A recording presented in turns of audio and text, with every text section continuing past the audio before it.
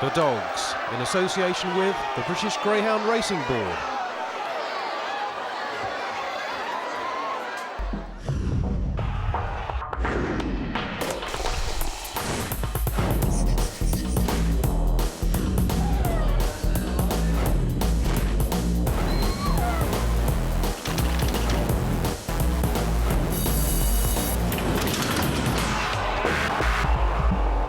Well, hello and welcome to another edition of The Dogs. We're at one of the most atmospheric tracks in the country, Walthamstow Stadium. We're here for the Ladbrokes.com ARC Final. £13,000 to the winner. It always throws up an outstanding race. We've got a gala card to boot as well. Highlights later in the programme. Also on the show, a look at some of the best youngsters around with the first round heats of the Ladbrokes Puppy Derby from MONMORE. We visit the Buckinghamshire kennels of Nick Colton to see his open race team. And top quality action from the Ladbrokes Spring Festival from MONMORE with the heats of the Stayers competition. Now a look back at ARC final night at Walthamstow, and there were some good performances on the undercard, including Jim Reynolds' Risk Related, who drifted from 9-2 to 8-1 before winning one of the invitation races. The evergreen January Tiger was back to his best over 640 metres, and Cobra Striking displayed his trademark early pace to land another invitation race. Inside, the chefs were busy grilling some of the excellent steaks to help feed a packed restaurant, and once again demonstrating what good quality fare is served in Greyhound Stadia up and down the country. Come racing and experience it for yourself. Back on the track, and the favourite for the ARC final was the Alison Ingram-trained Vipar Totti. He drifted from 2-1 to 5-2, but was still just favoured over Charlie Lister's Zigzag Duchy. Too Risky was looking to repeat Fire Height Dan's achievement of a Peterborough Puppy Derby and ARC double for trainer Mick Pusey. They're off and racing up towards the first bend, and trade away trap 4. Too Risky's heading in towards the inside and leads up early from Vipar Totti around the outside, and Zigzag Duchy. A little bit of crowding there as they head down the far side, and Too Risky to the edge at the moment. Vipar Totti moves up into second briefly, but here comes one Legal Major. They come into the second last turn, and it's Too Risky still with the edge. They're crowding in behind. It's trap 5. Zigzag Duchy now getting a clear run as they come up towards the win line. Too Risky with Zigzag Duchy closing rapidly. It's too close to call. Zigzag Duchy and Too Risky. A thrilling finish, and the judge's decision was victory for Too Risky by a short head from the desperately unlucky Zigzag Duchy. He once again handicapped himself by running off at the second bend, and he was then done no favours by the wide-moving Vipar Totti down the back straight, before launching his brave but ultimately futile challenge on the run-in. But all credit to Too Risky and his connections, and it was their night at the Stowe.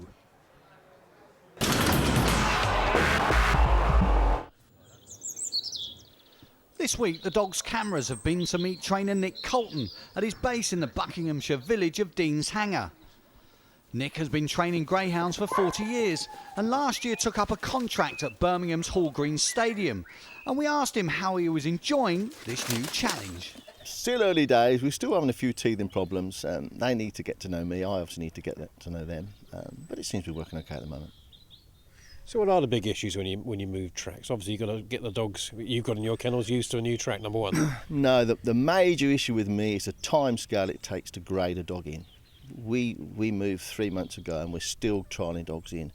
Owners not happy with that, they still got to pay the kennel at the end of the month without any run money, so it just takes too long for me. Why you need these three statutory trials when you've got experienced race dogs in today's technology, I don't know.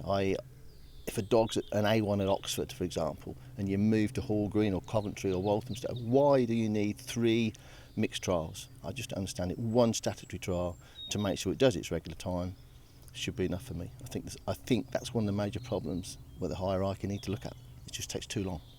And if you look at dogs, you look at the career of a dog, you've probably got 50, 60 races in a dog during its life. If you've got to spend 3 of those trialling, it's another race out of that dog's career. And I just think it's too much, it's too long. Okay, thank you very much. Whilst the graded racing provides the backbone of Nick's operation, he likes to go open racing as much as possible, and recently has been involved with 2 classy hurdlers. Taipan won last year's Irish Grand National at Harold's Cross in thrilling fashion, and before him came another star hurdler. Joe Bananas probably gave me the buzz for hurdle. I wasn't a hurdle man, I wasn't a hurdle trainer. I always thought dogs should be run on the flat, they weren't made to jump over fences. But Joe Bananas came, really gave me the buzz. He did everything we wanted to. We won the champion hurdle with him. We went to Shelbourne Park and set the track record. Later part of that year we went and won the Grand National. And then Joe's career was finished, and then luck would have it, Steve Lamar brought Taipan to me, and he's just gone on and done everything for me again. Brilliant, absolutely brilliant dog. This victory in the heats of last year's champion hurdle is Taipan's only success in 13 starts at Wimbledon, but Nick keeps on persevering. Yeah, people often ask me, why do I keep taking him back to Wimbledon? Well, as I told the Sky Boys the other week, the only place that the only reason I take him back is because that's where the big races are. When he runs at Perry Bar, we take him to Perry Bar. He does a track record. When he had a race at Bellevue, we took him there, track record. Just can't seem to run Wimbledon. Don't know what it is with Wimbledon. He doesn't like it. But we have to go for the prestige and the money. One day he'll get it right before he retires, hopefully. Is he a tricky dog to train? Training-wise, he's a diamond. He's not a problem at all. He has this problem where sometimes his blood goes a little bit wrong, and we have to consciously blood check him and make sure it's right. I don't know what it is, whether it's part of his well, obviously it's part of his makeup, but I don't know why it keeps reoccurring. It does. He's been fine the last 6-9 months, but I quite expect now and again. He might have even gone through it. It may be that it was a juvenile thing. I just don't know what it is. My vet don't know. We can't find out, but we just do blood testing, and when it's right, it's right, and when it's wrong, it's wrong. It's simple as that. We just have to make sure that we know when it's wrong. The Taipan's probably entering his twilight of his career. Would this be his last year, do you think? I would think so. We hope to get him through this year and take it a race at a time. We should be more specific this year and just target certain races for him where we think he'll be. Whether we're taking Wimbledon this year or not, I don't know. But we will target certainly Hall Green, places like that where he runs well. So I say, recently you've been most connected with the hurdlers, but you've had some good stayers in the past as well. Some brilliant stayers. Some years ago we had brilliant dogs like South Lodge Rays, Creamy Euro, Creamy City, Seskin Tom, Tyler Thomas, some brilliant 6-8 bend dogs.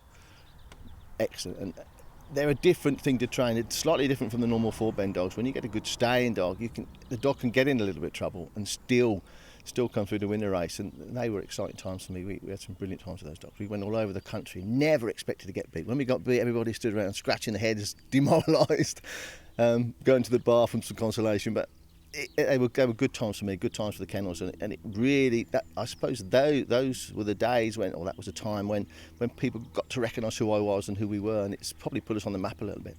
And we're looking for some more dogs like that. 2 potential Derby dogs in Nick's care this year are Paddy's Cayley, who has had an injury-interrupted start to his career, but Nick rates him highly.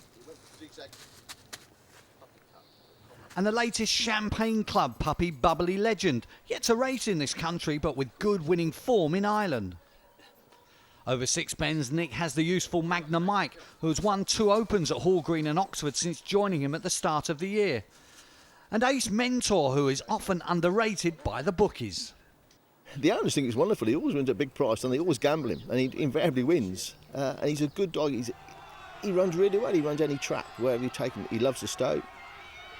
Can't complain. He's a bit of a character. He's very obstinate, won't walk. And the more he kicks up and not walking, invariably the better he runs. And we don't mind it. He's a big dog to carry off, 36 kilos, but we manage it. So you just hope the presentation rostrum's close to the kennels. Yeah, that'd be a bonus, most certainly would. So 2007 has started well for Nick and his partner Barbara, but has the Hall Green trainer set himself any targets for the year? Set myself a target each year of the number of winners we'd like to achieve. We'd like to achieve 100 this year. Simple target, simple objectives, 2 a week, gets me where I want to be.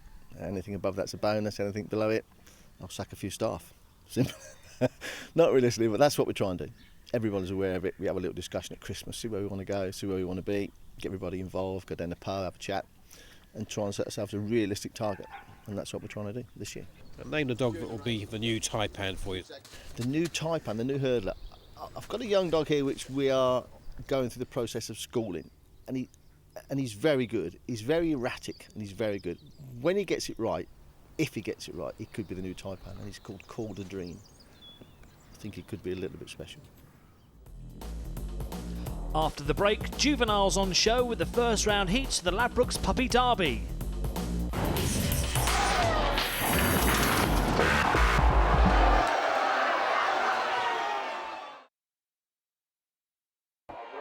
Welcome back to the dogs, and it's a trip to MONMORE Green for the Ladbrokes Midland Puppy Derby. Open race fans join those on a night out for 6 heats on a clear, crisp night in Wolverhampton. Heat 1 saw Sheffield youngster Farlow Hurricane go to traps a 6-4 favourite, ahead of Toosie Blue at 7-4, but they were both to be upstaged by 6-1 chance Barnfield Joe. And away they go, and racing up towards the first bend. Nice start, Barnfield Joe, heading towards the inside rail, pacing up well, Farlow Hurricane. On the outside of those, all getting a rough ride was 4 Minala Cruiser. 6 Toosie Blue took a bump at the bend as well, but it's well balanced and it's in third. Heading down the far side, Barnfield Joe's gone for glory at the far side, leads here by 2 lengths, closing again. Toosie Blue on the outside of Farlow Hurricane. They're away from 5 Black Oved as they come around the final turn. Barnfield Joe, trapped to line, wins for Sam Poots, getting up to be second. Toosie Blue third, Farlow Hurricane, winning time 28.33. He run very well. I mean, we brought him here last Saturday night. We're pleased with his trial, and first time we put him round Romford, he run well, done a good time, 24.39 I think it was, or 38. So we knew there was a good run in. The dog was only a matter of time, but yeah, we're very pleased tonight. So Showed a good bit early tonight as well. yeah, he did. He hadn't been coming away before, but maybe, I don't know, maybe the different boxes has helped him. We'll see. Heat 2 offered a big chance for the locals with Pat Rosney's Kingsmill Eagle in trap 3. But rough Ronaldinho wasn't without his backers in 2, while Barnfield King looked to land a quick double for his owners after success in Heat 1. There they go, and racing up towards the first bend for Heat 2, and good early pace coming from rough Ronaldinho. That leads at the first turn. In behind these, Droopy's Robster staying on nicely, moves up through on the inside there of 4 Kingsmill Eagle. A break back to 1 Milana Babe. After these comes Barnfield King, and right at the back is Drum Crow Scent. They go around the third turn, and rough Ronaldinho's made all here for trainer John Mullins, and leads by 2 lengths over Droopy's Robster, who's picking up the pieces and beginning to stay on, but rough Ronaldinho beats Droopy's Robster. Back in third was Kingsmill Eagle, winning time 28.12. He's just started racing. Didn't do nothing in trials, but doing very well in his races. Seems to have a nice touch of early. Yeah, he does have. He just don't stay the 4.8 yet. Not yet, I don't think. He should do after a while. 2 out of 2 for John Mullins' rough Ronaldinho, moving wide from trap 2 before cutting the bend. Heat 3 saw the first odds-on chance of the night in the Mark Wallace-trained director's chair. But middle-moving Iceman Brutus was a threat in 1, and it was left to the favourites Kennel Mate to take advantage in 5. And there they go, and racing up towards the first bend, and best away 4 Fun Time Chunky. Good pace there from this greyhound. Rough Gerard in second place, giving chase. After these comes 5. That's Killer Keen. You could say second and third were both slightly crowded. Third is Opening Artist. After these comes 1 Iceman Brutus, and then comes 2 Director's Chair. The favourites right at the back, heading around the third turn, and at the moment Fun Time Chunky just out in front. Killer Keen's trying to find a way through on the inside, does so successfully, and now quickens on. Victory to Killer Keen. Close for second, just Fun Time Chunky ahead of Opening Artist, winning time 28.39. Well, Elise fancied the Wallace dogs won. That's a bit of a surprise. It is, to be honest, but on the other hand, you know, the Killer Keen run well in trial stakes here. He's very green but very fast, you know, and it took the lead at a third bend. Very brave at a third bend. Could have checked if he wanted to, but he was brave and he just pulled away from it, you know. Inside, the restaurant was busy, racegoers enjoying the pleasant surroundings. But the good news from the Ladbrokes track is that things are about to get even better. This year we're looking now to extend the bottom tier of the grandstand to keep up with demand for space, especially at the busy weekend periods. And so we are looking to expand the bottom level of the stadium out onto the terrace and provide the additional seating and levels of comfort that the customers are going to expect from us here at MONMORE. A few more areas for people to eat, because it's always full here, isn't it? Well, certainly it's part of the experience. We should never lose focus that what we have is a great product. It's greyhound racing, but behind that we need good food, good drink offer, and back that up with good service for all the customers that come here to the track. As the runners parade for Heat 4, things are hotting up inside, and this group of ladies have clearly taken a shine to our cameraman. Ex-page 3 girl. So to the fourth qualifier, and Droopy's Impact was sent off favourite. But once again, trainer Sam Poots and owners the Barnfield Trio held a strong hand with Barnfield Beast in 2.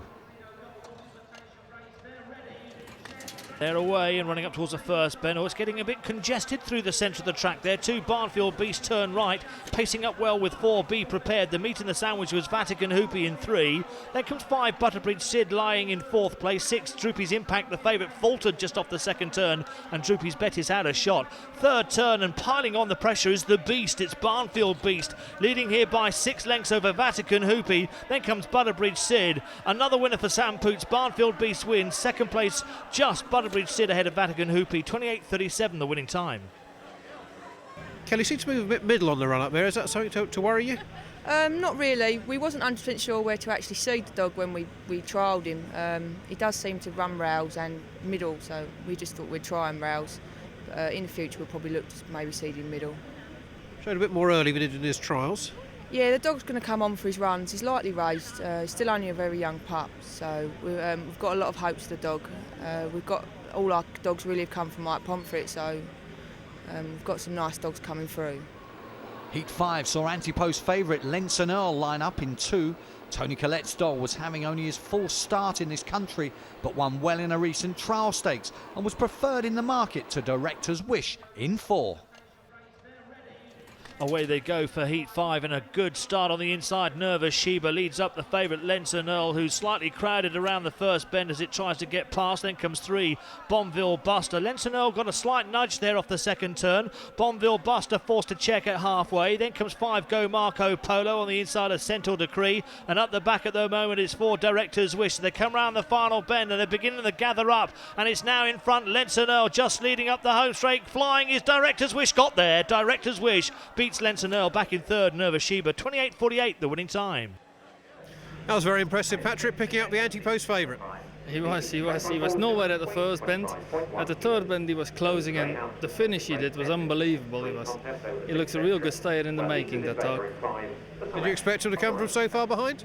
No, not at all, to be honest. He surprised me, but I'm pleased he did it. The final heat saw punters side with locally trained Moya Queen.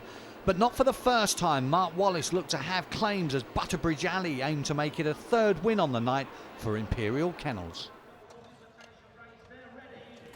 And they're off. Oh, walking start from Pond Astronaut. Trouble from the boxes. Postle Supreme bumped into Moyar Queen, the favourite.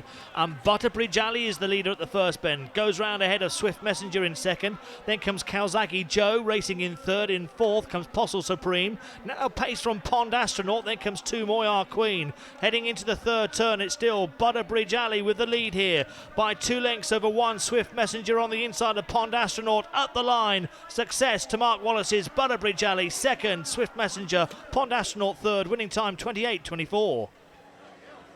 It's very impressive, I thought. He trapped in front, showed good early, and he won well. Did good time. He's running so well, the dog. Hopefully he'll go well in this competition. Richard, some good performances tonight, but some very interesting semi-finals. Talk us through them. Yeah, the first semi-final, I like the look of Butterbridge Alley. I thought he was the most impressive to the eye tonight, winning the last heat. He's come up in trap 4 with Director's Wish in 3, who's probably lacks a yard of early pace. Very, very strong runner, could easily qualify. Obviously, first 2 qualify in the semi-final. So Butterbridge Alley out in front and Director's Wish running on strong. And perhaps the best drawn dog of the round in the second semi-final. Yes, indeed. Lenson Earl's come up in trap 1 with Barnfield Beast in 2, who moved decidedly off tonight into middle and middle to wide even. So a fantastic draw. And the third semi a bit more open? Yeah, I think so. Battle of the early pace dogs. Rough Ronaldinho, very good early pace tonight, along with Funtime Chunky, who flashed out the traps again. 3rd time here, done the same thing 3 times. They look, to dispute the early pace battle. It's very hard. You haven't had really time to digest the heats, but go on, pick us one as the overall winner. I think looking at this, it's Lenson Earl still, which is what I thought anti-post, which is why I made him favourite. I'll stick with him.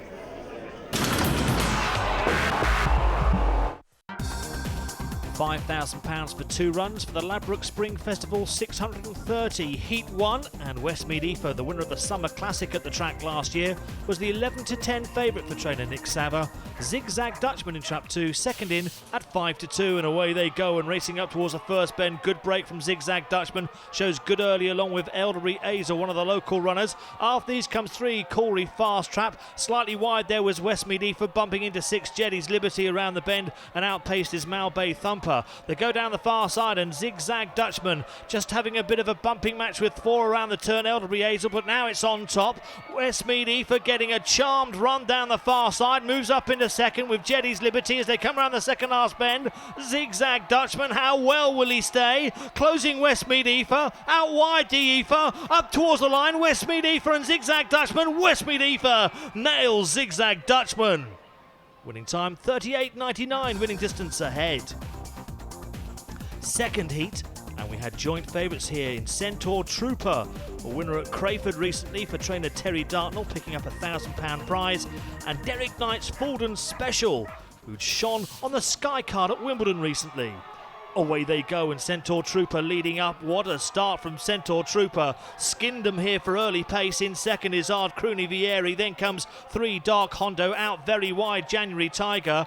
Feeling the pace at the moment is Fulden Special, the other joint favourite. That's right at the back of the pack. And towards the rear also at this stage is Ard Crooney Vieira. But as they head down the far side, Centaur Trooper. Terry Dartnell's charging great heart at the moment. And she's out in front by 2 lengths. Dark Hondo's trying to close. After these comes January Tiger. Around the final turn, it's Centaur Trooper, trapped to wire. Centaur Trooper wins for Terry Dartnell, second Dark Hondo. Winning time 38.55. And the third heat, the favourite for this one was Jazz Hurricane, sent off at 5-4, stepping up to 6 bends. Jet Heart Joe, a winner of a Christmas event over 6 bends here at MONMORE, was 2-1 second in, and then came Westmead Olivia. They're off, and Colorado Lucy away and gone early doors, but as expected, Jazz Hurricane with early pace in between them. Nomadic Linda. Jet Heart Joe finds the pace too hot at the moment. Then comes Westmead Olivia a little bit wide around the second bend, and just outpaced is Blonde Pearl down the far side, and the kick now comes from Jazz Hurricane. She goes on. She leads here by a length and a half over Colorado Lucy in second. 4 lengths back to Jet Heart Joe. Westmead Olivia just beginning to wind it up. Jazz Hurricane, Colorado Lucy, certainly not a spent force, coming back on the inside. Colorado Lucy takes it up. Westmead Olivia checks out wide, but finishing Colorado Lucy. Oh, an upset. Colorado Lucy at 12-1 wins for Liz McNair. Winning time 39.06. The £5,000 final can be seen in the betting shops on Friday afternoon, and the draw makes it really interesting. Zigzag Dutchie, will he get a better run from 4? Or what about Centaur Trooper, who did the quickest time? Let's not discount both Westmead Olivia and Westmead Aoife. It's bound to be a cracker. Open race wise over the next week, Thursday's highlight is the final of the Gordon Cup at Bellevue, while MONMORE stages the semi-finals of the Ladbrokes Puppy Derby. Friday features the finals of the Ladbroke Spring Festival on the MONMORE Bags card, as well as evening opens at Doncaster and Romford. It's a very quiet weekend with only Swindon and Harlow staging opens, while on Monday there's action at Crayford, Henlow and Nottingham. For all the results, visit our website, thedogs.co.uk. Next week's show features the semi-finals of the Ladbrokes Puppy Derby and a report from Cheltenham.